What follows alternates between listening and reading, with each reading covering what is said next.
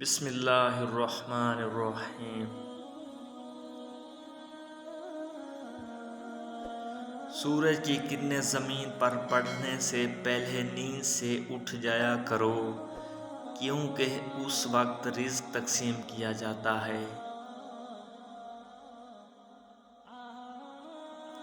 کبھی تم دوسروں کے لیے دل سے دعا مانگ کر دیکھو، تمہیں اپنے لیے مانگنے کی ضرورت نہیں پڑے گی۔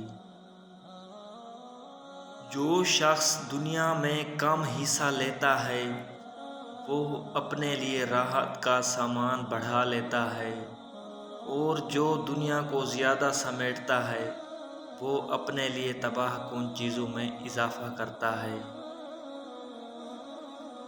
لفظ انسان کے غلام ہوتے ہیں، مگر بولنے سے پہلے تک بولنے کے بعد انسان اپنے الفاظ کا غلام بن جاتا ہے۔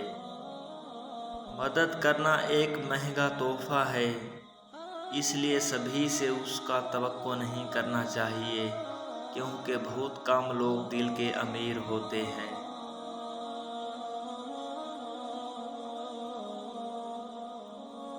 انسان کو اچھی نیت پر وہ انعام ملتا ہے جو اچھے اعمال پر بھی نہیں ملتا، کیونکہ نیت میں دکھاوا نہیں ہوتا۔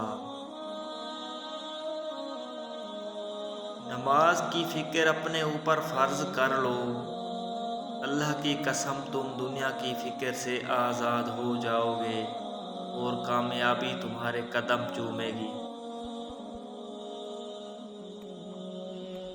زندگی میں خود کو کبھی کسی انسان کا عادی مت بنانا، کیونکہ انسان بہت خود غرض ہوتا ہے۔ جب آپ کو پسند کرتا ہے تو آپ کی برائیاں بھول جاتا ہے، اور جب آپ سے نفرت کرتا ہے تو آپ کی اچھائیاں بھول جاتا ہے۔